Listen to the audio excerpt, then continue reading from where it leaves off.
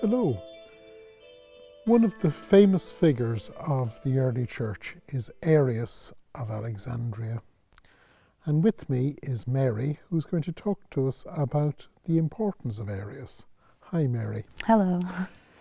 Arius is almost like, for theology students, he's almost held out as something to frighten the children.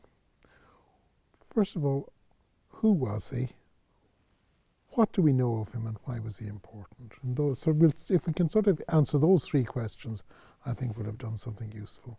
So who was he? Well, Arius was a North African who became a presbyter or a priest in Alexandria and seems to have attracted a large following. He was a popular preacher, and he became famous because he began preaching against a particular theological position which was held by the Bishop of Alexandria, a man called Alexander, and took such a radically different line that eventually other bishops throughout the Christian Roman Empire, as it was then, got wind of his teaching. Some agreed with him, some objected, and it threatened schism in the church. So the Emperor Constantine, who had just established a Christian Roman Empire, or was working towards that, wanted to sort out this controversy and called a council which became known as the First Ecumenical Council. It was held in 325 in the city of Nicaea near Constantinople, and Arius was condemned for his views.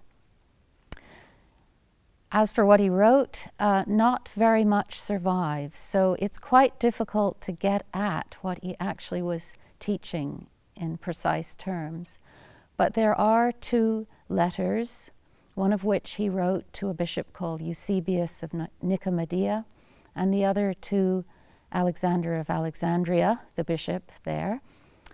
And there are also fragments of some poetic work known as the Thalia, which survive in some of Athanasius's writings. Athanasius was an opponent of Arius, who wrote orations against the Arians after the death of Arius and quotes the Thalia. So we have those fragments to get at what he was teaching.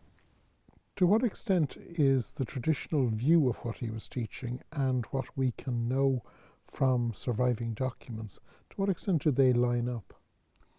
They often don't line up.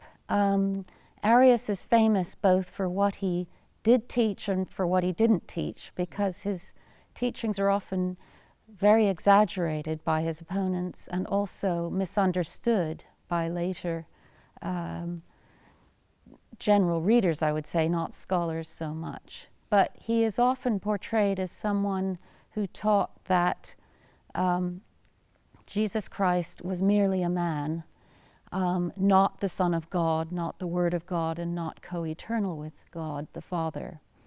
In fact, Arius did not teach that. We can tell this from the letters in particular.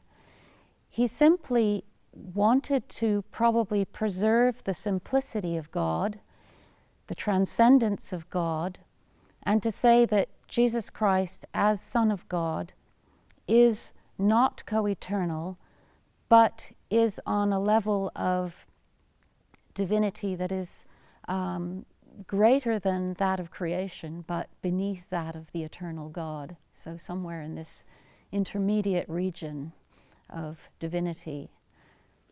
The other interesting thing is that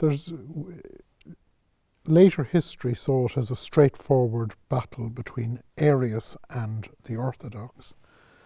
But you have, interestingly, at the time, you have people like Eusebius of Caesarea, who is far less critical of Arius than one might expect from an Orthodox bishop.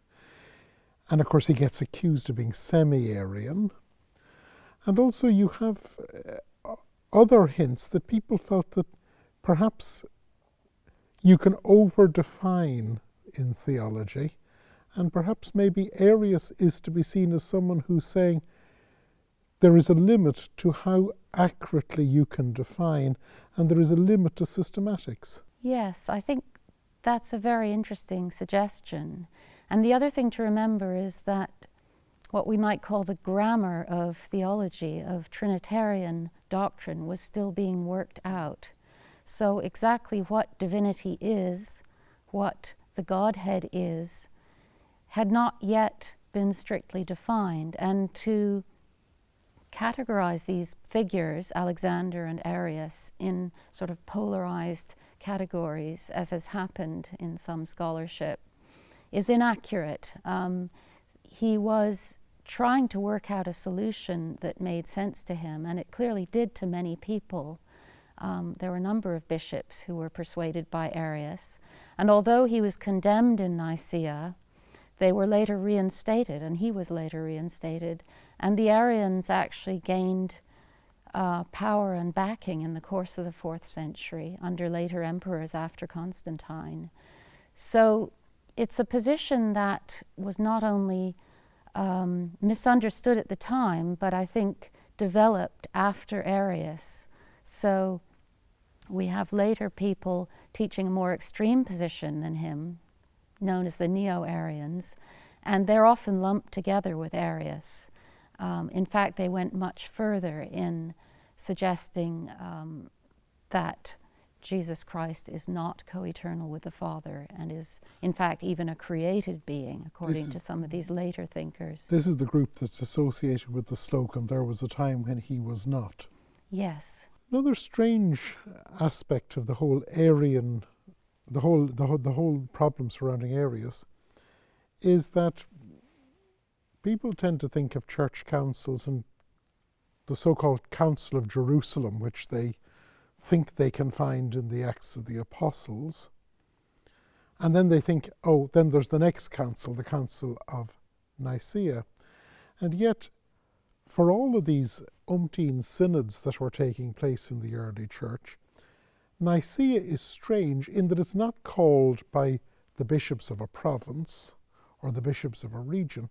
It's actually more like an imperial council.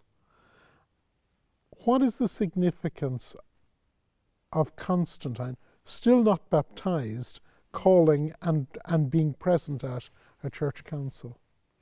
Well, this is really unprecedented, and it is very important, I think, that he thought it, in the first place, that it was appropriate to call a council and to attempt to sort this problem out, with himself being present at that council, and that he would then, as it were, be the executive to carry out its findings.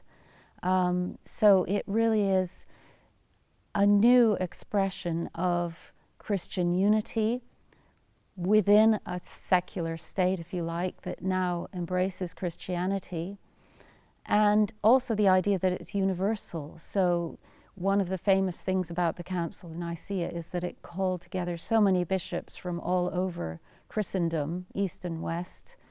The classic number of bishops that is cited is 318, which is, of course, has biblical significance from Genesis, but scholars think it was probably between 250 and 300 bishops who attended. And the whole protocol for discussing a theological matter, arriving at a decision, and then publishing either a definition of the creed or canons, because canons or rules for church life also came out of that council, was a new thing, really. The other interesting thing is that while the Council of Nicaea can be seen as the great expression of ecumenical unity, the whole, there's bishops from Spain, there's bishops from the Greek world, there's bishops from further east.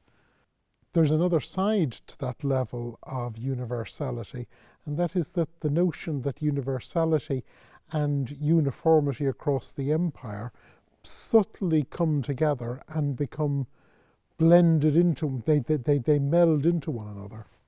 This is true, yes. And the idea that Christians must all have the same rule of faith, adhere to the same doctrine. And the same practices. And indeed. the same practices as well. And that should be enforced by a Christian emperor is very significant in the history of Christianity.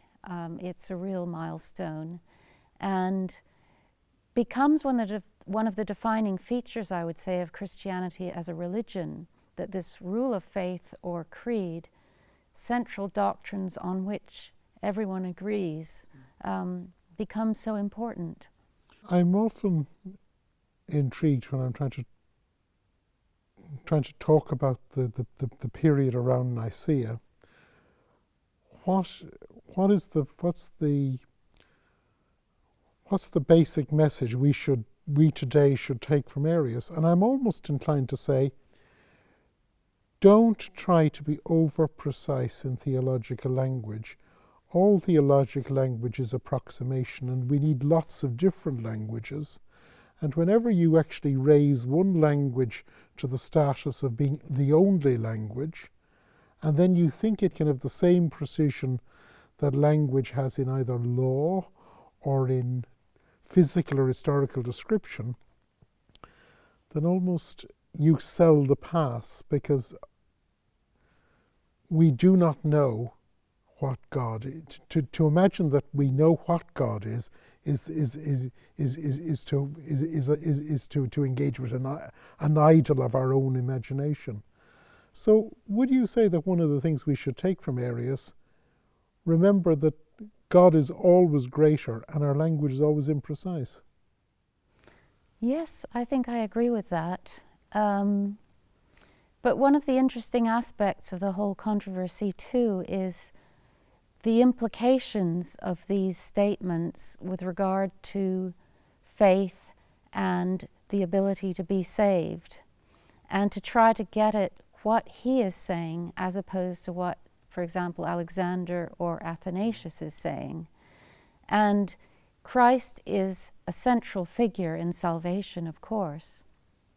And it's the question whether Christ, as someone who is more on our level of being an intermediary, being someone who is created and generated by God and is among us, whether that was what motivated Arius is not clear, actually.